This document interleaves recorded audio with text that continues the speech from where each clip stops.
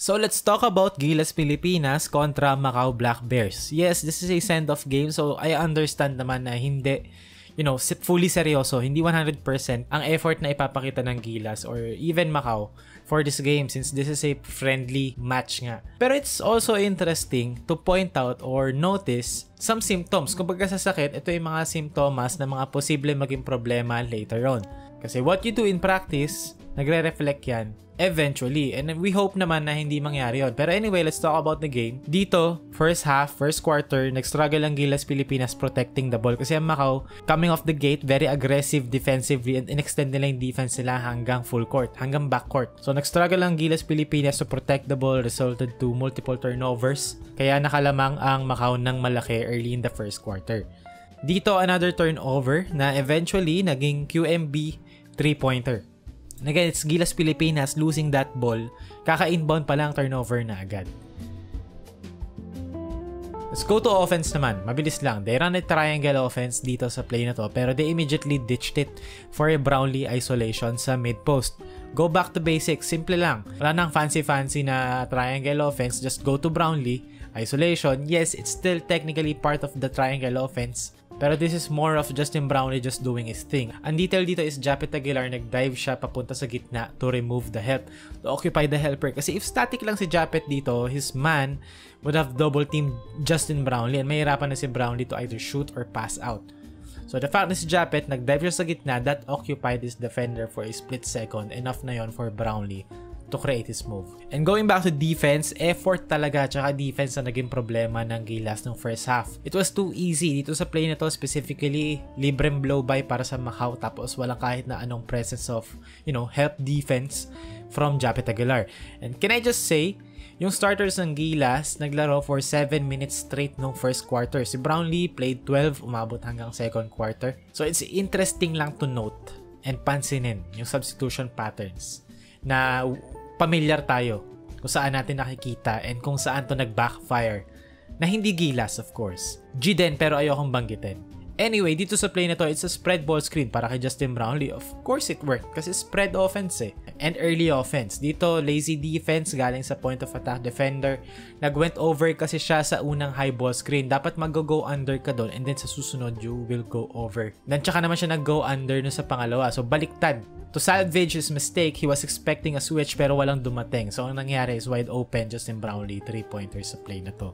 Dito naman Gilas tries to post up again, pero instead of Edu sealing off the help defense kagaya ng ginawa ni Japet, si Scotty yung gumawa. Nag-curl si Scotty galing sa weak side which sucked the defense in for a split second, tsaka nag-flash si Edu sa gitna. Open enough for a one-hander. Dito naman sa play na to, they went back to their triangle offense. After thinking about for a few seconds, nakapag-decide na sila na okay, tatakbuhin natin. Let's go. Pass to the corner. And then after nun, of course, it's a rhythm. It's templated. Kahit nakabikit, kaya kong i-recite. Banana cut. Tapos merong screen. Tapos mag-handback yung big man kapag kapasa ng tao sa corner. And then papass back nila sa tuktok. Merong step-up screen to whoever is on top. So dito sa play na to, Dwight Ramos, step up screen, 2 on the ball. So he splits it, attacks the rim, basket para sa Gilas Pilipinas.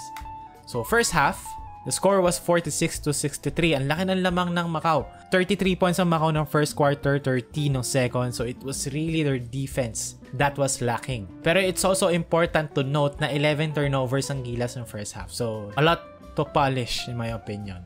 Well, ng third quarter, Gilas starts with CJ and AJ Edu. Inalis yung mga Hinebra sa starting lineup. And no surprise to me, AJ Edu and CJ Perez immediately made an impact. No surprise naman yan kasi mas may gana talaga maglaro yung mga bata kaysa sa mga older statesmen sa team. With all due respect though, pero minsan siguro we also have to consider na pabatain yung lineup ng onte. And again, it's CJ Perez. It's the young guys na willing, to give a little bit more than just being robots running the system. CJ's PBA questionable, very erratic, pero sa Gilas, yun mismo yung antithesis kasi ni Coach Tim Cone. So kumbaga, hindi triangle robot si CJ Perez kagaya ng iba.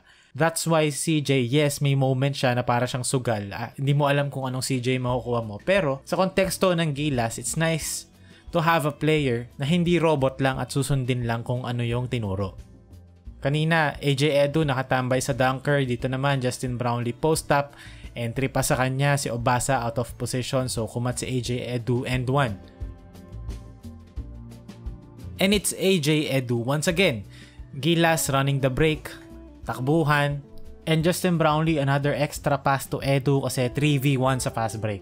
And ito yung mga klase ng plays na nakakagawa ng momentum. Diba? Yung mga dunks, takbuhan, fast break, highlight plays, yung nakakabuhay ng crowd, nakakabuhay ng spirit, nakakabuhay ng momentum. To end the third quarter naman, Gilas spreads the floor. Naka 1-2-2 zone ng Macau. So inatake sa gitna ni Chris Newsome.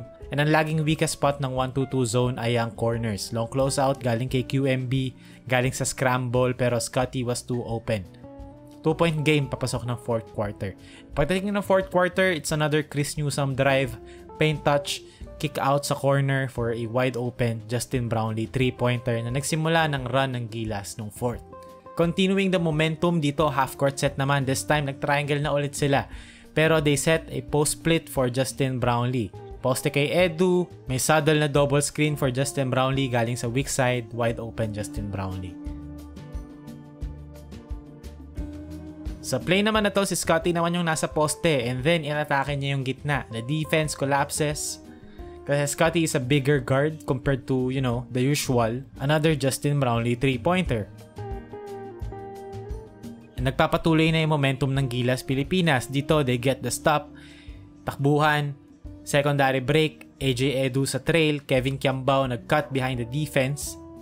Bounce pass from AJ Edu, late yung help sa corner kasi kanina pa tinitiraan ng Gilas dyan sa exact spot na yan eh. So yung help, nag-hesitate, hindi kagad nakadating.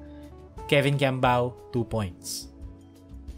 Dito naman, great baseline out of bounds play para sa Gilas Pilipinas. Dito, they initially made JB as the screener. Sabay merong sumunod na pin down for him para mapuwersa yung switch kay QMB. Kasi ang front court ng Macau dito was Obasa tsaka QMB. So, pag pinag-set mo si Brownlee at si AJ Edu sa isang action, magsiswitch yung kalaban. Which is yun yung nangyari doon. Bigger defender kay Brownlee. Hands down, Justin Brownlee shoots the 3-pointer. Completed comeback para sa Gilas Pilipinas. Biggest lead was 21 points. Nakabalik sila. Final score was 103-98. Siguro if meron akong lesson or meron akong natutunan sa game ito was that siguro oras na para yung roster ng Gilas Pilipinas mas pabatain ng onte, mas mag-experiment tayo adding, you know, more players na gets ko naman kasi okay na. Kaya andyan si Japet, kaya andyan si Scotty, kaya andyan yung mga ibang Ginebra players kasi they know the system well. Pero I think it's also the perfect time para tanggalin na yung training wheels. Like, let's, you know, let the other players learn the system naman.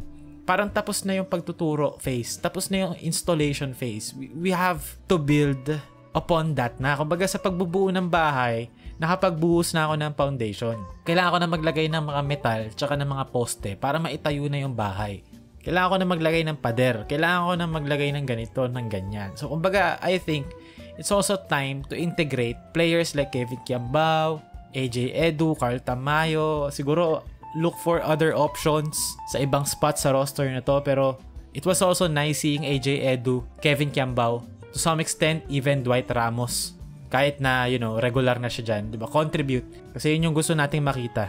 Kasi kung sa PBA nga hindi gumagana yung Ginebra way of playing basketball, bakit siya gagana internationally?